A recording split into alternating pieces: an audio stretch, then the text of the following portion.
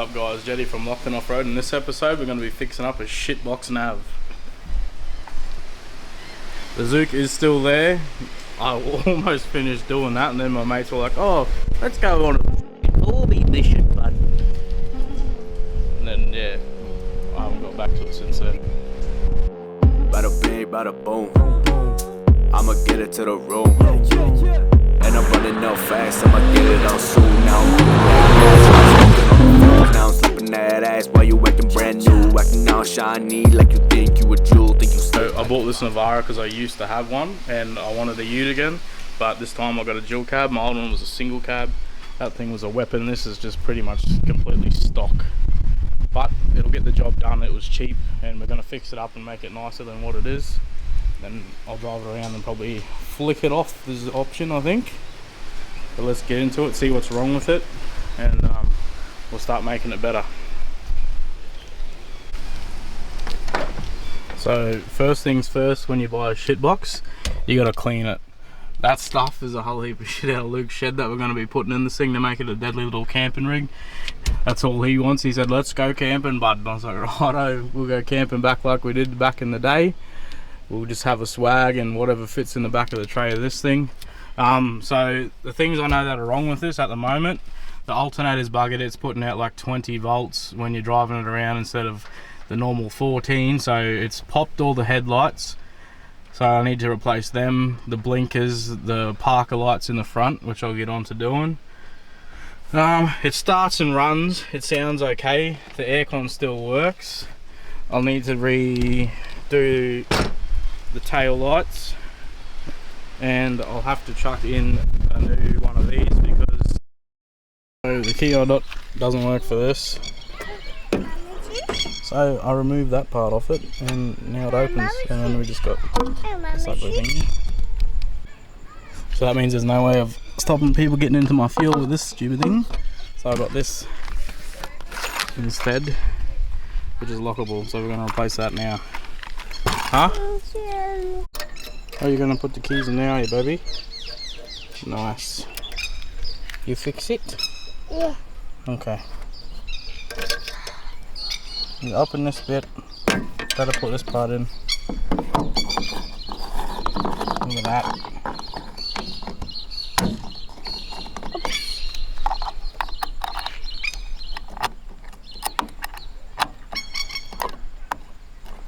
Nice work.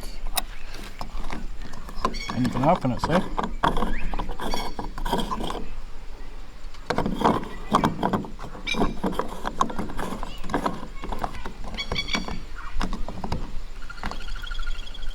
My turn. Daddy turn? My turn. Oh, your turn, okay. Can Daddy put the key in there? Oh, baby's turn, okay.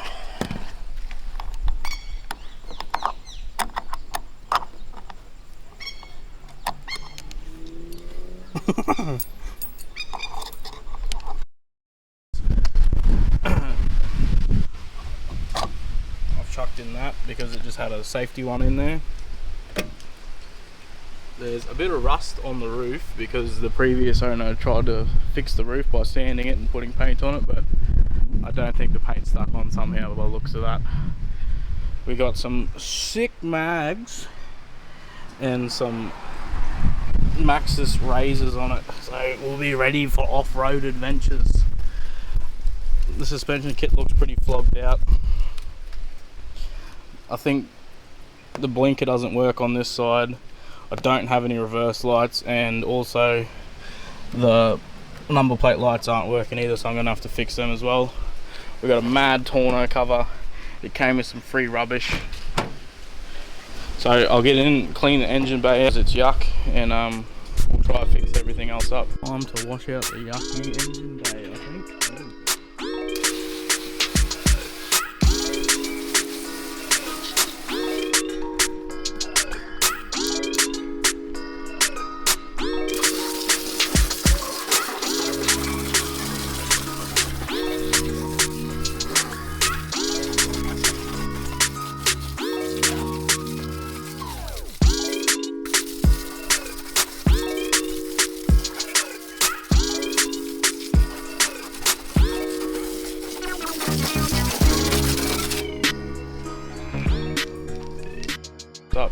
Also got a service kit for it, so I'm going to check out and see how dirty the air filter is while I get under here, and we'll have a look.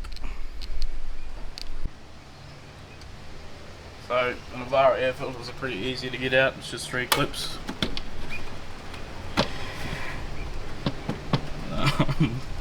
That's air filter. Okay, well, we're off to a great start because I don't know if you can see that, but there is no air filter. So at least I got that. At least I got that service kit, because now I have an air filter. But clearly the previous owner didn't want to run one for extra power, I guess. So I'll go get that, and I'm chucking that in straight away. The reason you run an air filter is because dirt gets down into that little part there called the turbo, and then goes through the engine. Jesus Christ. And there's the alternator that's stuffed up. So I'm thinking I'm going to replace that, which shouldn't cost too much, and then we should be all good and it'll stop burning everything basically. Because yeah, I know these bulbs are buggered. I'll have a look in there, we'll replace them. I've got some ones off my old Nav and I'll chuck them in. So this is the service kit I got. Unfortunately my daughter thinks everything's for her, so she's already been into it. So you get an oil filter and a new seal for that, which is down in there somewhere. There it is. New seal for the oil filter. Then we got the fuel filter and seals for that. And then the all important air filter, because that car don't even have one in it. This is about 40 bucks off eBay. It's just sucker brand. And that's all about this car needs in my personal opinion. So we're gonna go chuck this in now. And we've already started making it better.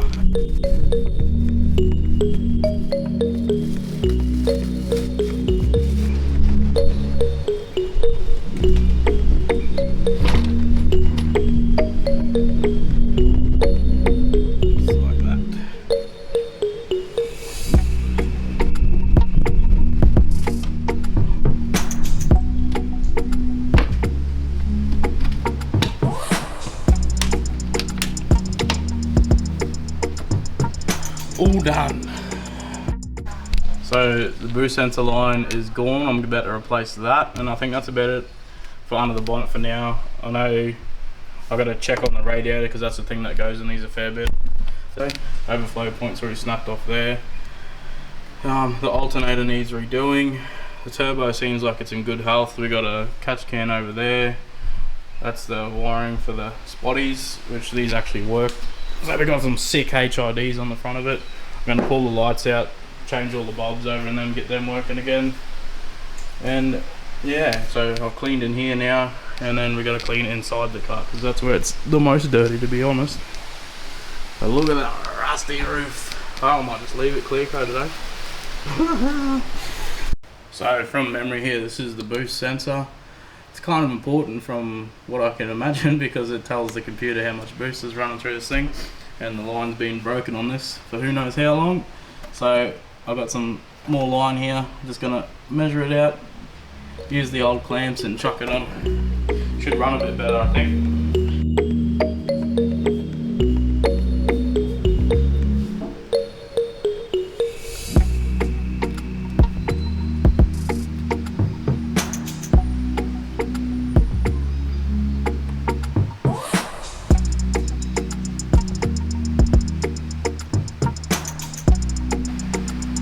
Make sure when you're doing this, be careful with this because that's just plastic and that snaps off.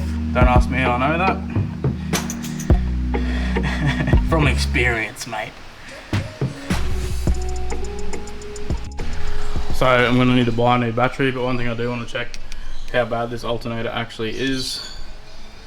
So I'm going to start it up and see how much volts it's putting out with our multimeter, and that'll give us a 100% sure that this thing is stuffed.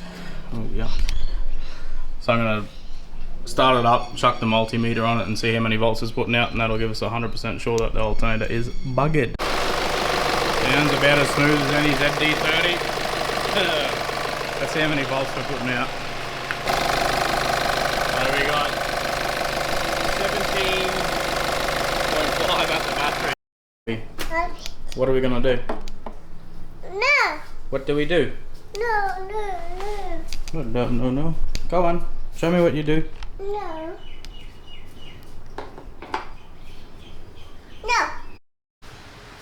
Alright, so I'm going to pull the headlight out and we'll get in there and see what damage has been done. Let's get into it.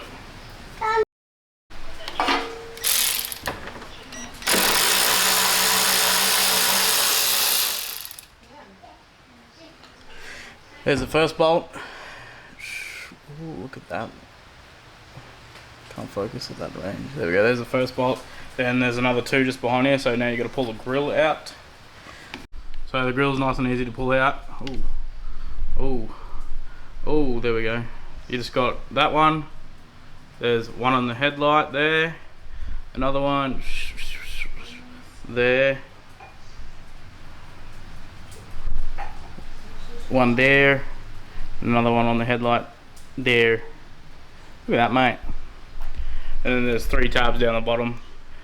And this car hasn't been played with too much because those little twisty things are actually still on it.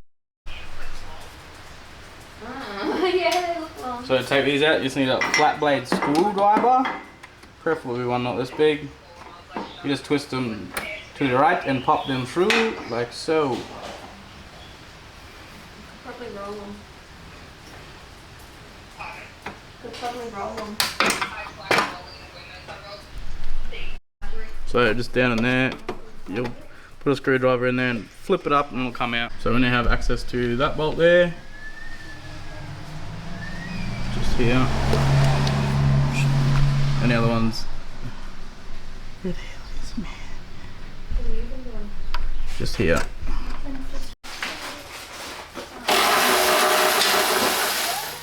Dad and Mac in this day for Christmas present. I just don't know. What did you get them? And 3 bolts are out of the light. There's just a little tab in here that you put grease on and it'll come out. And the lights are out. We can check the bulbs. It's just a dust cover on the back of the light, which you pull out. Then there's a push tab, push in to release a little wire, and then the light will come out. And you can disconnect it. And then we have a fully blown H4 bulb. Lovely. So we'll replace that, even though, which sucks because this was a high output one. We're replacing it with just a stocky, but it'll do. 130% more light this had, mate. Now it's got 100% no light. So in your light, this is where your parker is. Little wedge. Most people replace them with LEDs. That is also blown. So that needs to go away, and then underneath here another twist set up, and that's where your indicator is, which is another wedge, which is also blown. So we'll be replacing them, and that should get the front end working again, hopefully. So here we have one indicator that is not blown. We better put that in to the connector down here. Now sometimes with these things there is a certain way they got to go in, because you can see the tabs on it. So I'll check that. You'll see it before working before I do, so I'm going to go check that right now.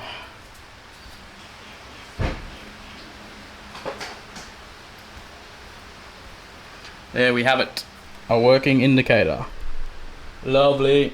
Right, so here I have some H4 bulbs. They're not actually high outputs, their ones are in my patrol. These are just the ones out of the patrol, but they're still going to work, so I'm going to chuck these in and hopefully we'll have lights again in the front. But I'm not going to run these with the old alternator because the same thing will happen again to them, so we're just going to test them out to make sure that they work. Something extra done that I don't have to worry about later. So how I fit these, I put the boot on first, the dust cover, whatever you want to call it. Get that wrapped around it. Then I'm going to plug the plug in. The H4s have 3 little prongs on them that line up within the light itself. You just get them set up. It only fits in one way.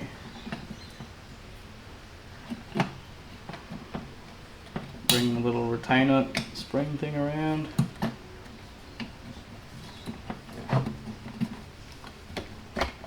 Put the boot on, and and that's done. So gonna test out if the headlight turns on now. Hopefully we have light.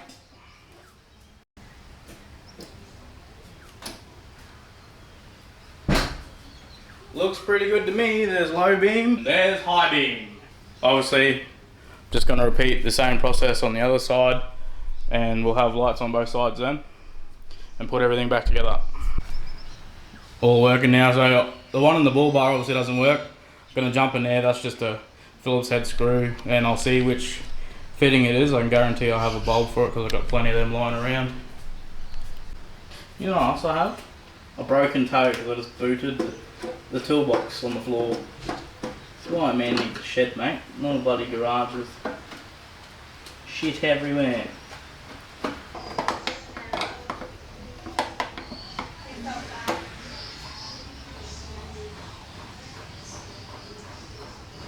Nice work. Look. Did you fix it? Yeah.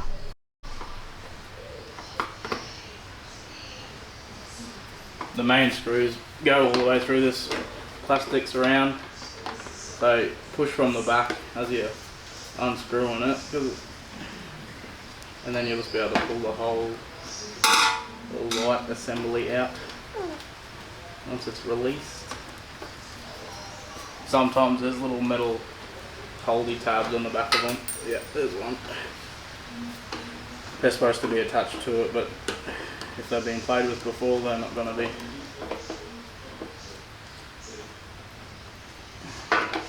There we go. Now you can just pull this out, push the screws through.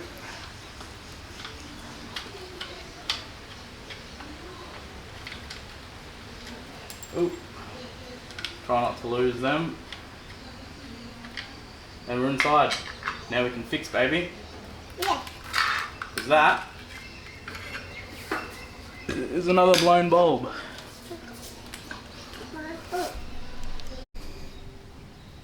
Here's an unblown bulb, so we're going to chuck that in and see if it works. That is the bayonet sort of fitting, I think that's what they're called. Push it in and twist to the right. Let's see if it works, hey baby? Yeah. You tell me if that light comes on. You sing out, it's saying, yeah, it's working. What? Is it working? No. No, it's not. What did you do? Fix it. Huh? Fix it. You fix it? Yeah. Okay. Okay. See if I can clean the connections up in there and get it working.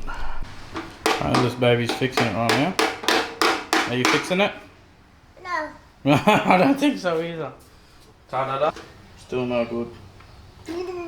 Alright, I'll check the voltage on it and see what's happening. Boom, and there we have it. Some lovely looking yellow lights on each side. Well, crisis averted. All that was too low voltage in the battery, so the solenoid couldn't work on the relay for the blinkers.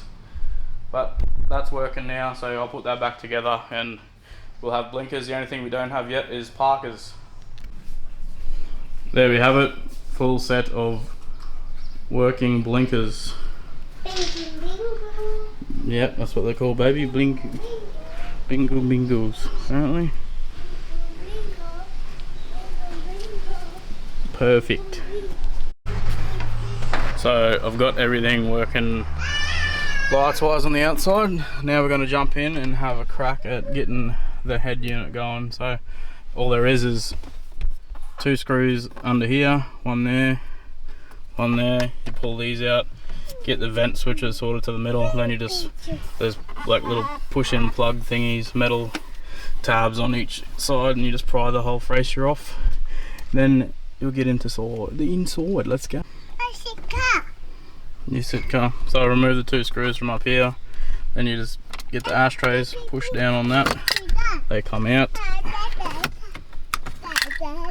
What goodies we got in there? We got some keys to something and a cigarette butt. Delicious.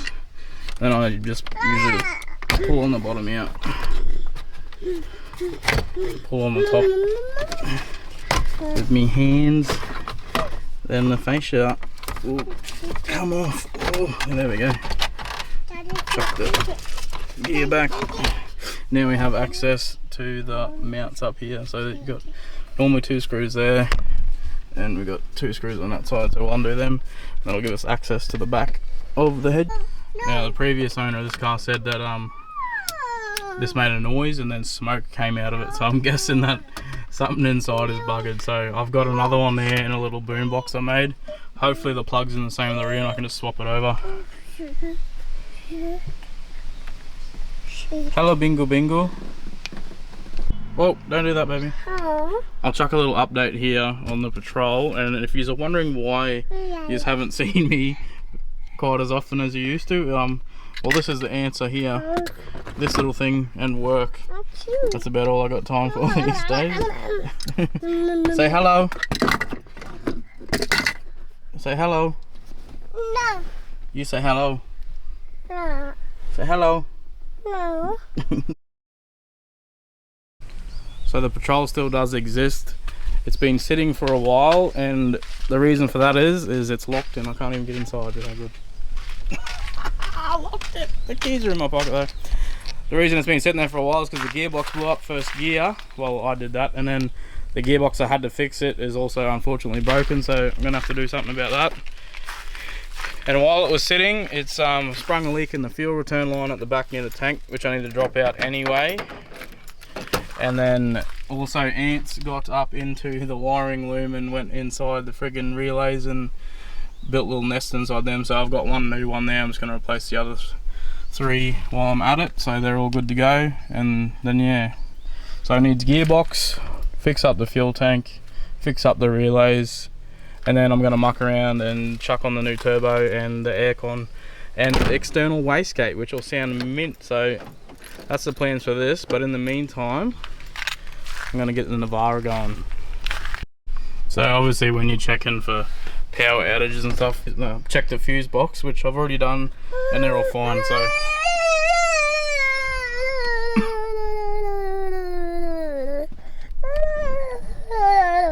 don't touch that with your hand. You're a grub. Look at you. Love you. Yeah. Pull the head unit out and disconnect the cables. Alright, so these are the cables we've got in the back. Hopefully it fits on the new head unit, but Nova's decided to move it on me already. This is the old one. I felt the back of it. It's just heating up and not turning on. The fuse in the back of it's also fine, so something wrong with the head unit. Yeah? Yeah. Okay. And we've actually got adapter plugs on here to the factory one, which is nice. But I don't know why the rear speakers aren't plugged in. So I'll look at that. Just noticed something up in the back here. We might have a bit of a treasure, mate. Makes this car cost even less. What do we got here? We've got a bit of LMFAO. Jack, mate, I found your CD. You've probably been looking for it for years. What a track. Sorry for party rocking, yeah. You have no idea why there's another plug coming out of here to the other back speakers that hooks up to nothing, so I'm not sure. We got no rear speakers in this car. Maybe. Let's check the doors. I know I didn't in my single cab, but I thought a dual cab would. Oh no, there's no rear speakers in this. Maybe in the later on models they had them, I'd say.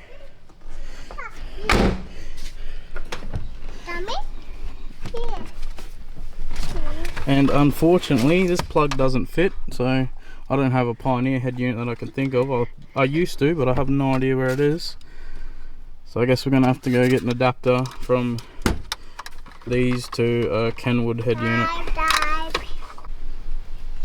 Headlights are fully working. We got parkers, we got high and low beam, we got the blinkers, we got tail lights and brake lights in the rear. Ooh. Lovely.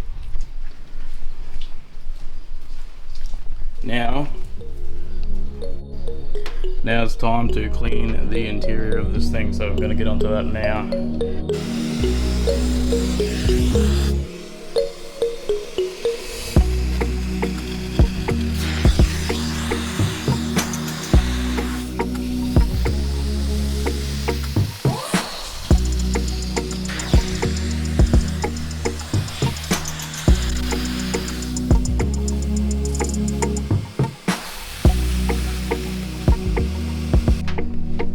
Alright, I finished vacuuming out the car with the upholstery cleaner. A lot of stuff came out of these seats, but it's smelling about 1,000 times better and it's heaps cleaner. And luckily I found some of these in the glove box, so I'm going to chuck more of them up here. There's the other one I found just there. We're going to chuck one in the back too, it needs it. But it smells heaps better already. Not the best day to do this, but I've only got limited days off, so gotta do what you gotta do. And here is the dirty tank. This is what we pulled out of there. That's looking delicious. It's almost full, but yeah, you could definitely go over it a couple of times more and get more stuff out of it, but it's only a little get around work rig, so that's all we're gonna do. It's time to pull the old alternator out because the new one has arrived. Yoo! So these are pretty easy to get out, luckily. They're right up the top. We just got a couple of plugs and cords to disconnect, and then you have the auto tensioner just down there, which you can use to release the belt off. So we should be good to go then. We're not overvolting at like 20 volts through this whole car, so everything should stop blowing then. Let's get in. So there's the top bolt mount on the new alternator and the through one on the bottom, which you pivot off. There's the volt sense and the other one, which I can't remember right now, and that's your main charge lead. So you got 14mm bolts top and bottom, and the other thing you're going to want to do before you take off the main charge lead is obviously disconnect the battery, otherwise you might go it's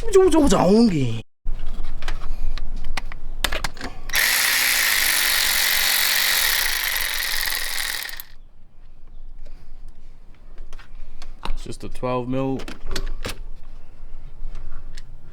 for the charge lead, and then you got your plug, and then the earth on the back just there. Got the front and the back bolts out of the bottom. Then we got a little 8mm holding this earth cable on, which is loose, but anyway, this alternator's fried out anyway. The amount of heat that was running through it.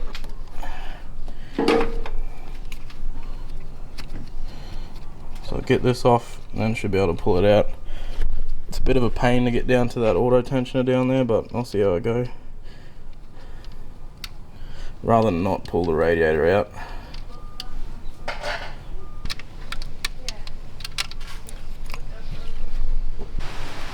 To get access to the auto tensioner pulley, you need to, easiest way I think so, is to come up underneath the car. You got to remove this guard. It's just a couple of 10mm bolts, and then on the auto tensioner, which you probably can't see from any of these angles, but there is a little like like a molded in nut sort of thing on the frame of the auto tensioner itself, and then you just can crank on that and get the belt to slip over. Alright, so I had to order another part, which is the auto tensioner for the nav, because this part is completely stuffed on the old one, and so is this plastics around. Basically it's just crushed in on itself, so it's buggered. Need a new one.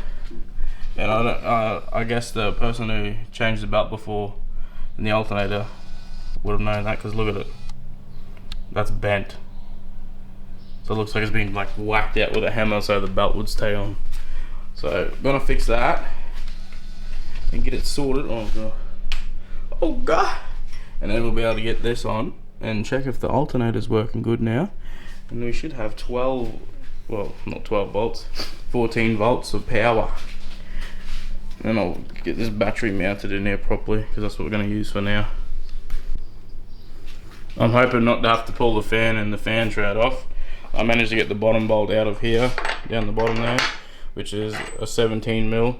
I just used a breaker bar and then a ratchet spanner, which that come out easy. There was enough room there.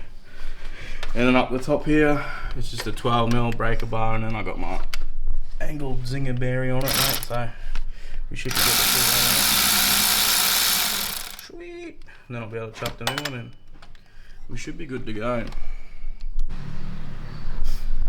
So as soon as I went to pull this part off, you can see all the plastic around the outside stuffed completely there. Yeah. And as soon as I went to take that off, this just came apart in half. That's what's inside them, in case you wanted to know. A big spring. I think there's usually liquid or something in there as well, I'm not sure. But yeah, the bottom plastic's completely clogged out, and this bearing's cooked as well in this idler pulley. So there you go, mate. Let's chuck the new one in. There we have it, the new shiny one is in. All I need was a ratchet spanner for the bottom, 17mm, 12mm up the top. Easy done, mate, 2 bolts. Now we just got to give it a couple of squishes to get the spring moving around, and then I can try to chuck this belt back on and then tighten everything else up the top here. Let's go. The belt is finally on. I think the secret with that was I got a bit angry. I just ended up pulling it from up here. I had this undone. Oh shit, that's a bit hot. Had this undone up the top here. I just pulled it up over the pulley, which worked. I got a bit angry by the end of it because it wasn't working for the first couple of goes. So it's on now. That's working all sweet. And yeah, so now we just got oil change. I got to do the oil filter, the fuel filter, which is just there. Got all that stuff there. Service done, and then the handbrake. And I just was underneath the car just before, and one of the torsion bars is out of the key, the little thing. So I'll fix that, lift the front end up a bit, I suppose, while I'm there, and then we should be good to go for roadworthy. 14.3 and it's 14.5 over at the alternator, so we're good, boys, we're good. Time to fix the torsion bars, and we're going to give the nav a bit of a lift while we're at it. Let's have a little gander under the car, shall we? So I fixed the torsion bar up now, that's good. We got the lift back in the car, and I was just wondering why the gearbox cross member was touching the torsion bar, and the reason for that would be because there's no bolts holding the gearbox cross member in the car at all, so it's sitting on the torsion bar. That'd be that noise I heard the other day. Good times.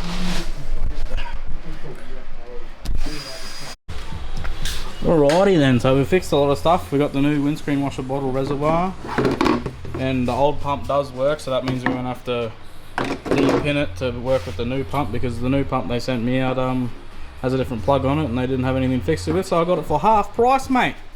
15 bucks. Yeah, good. Right then.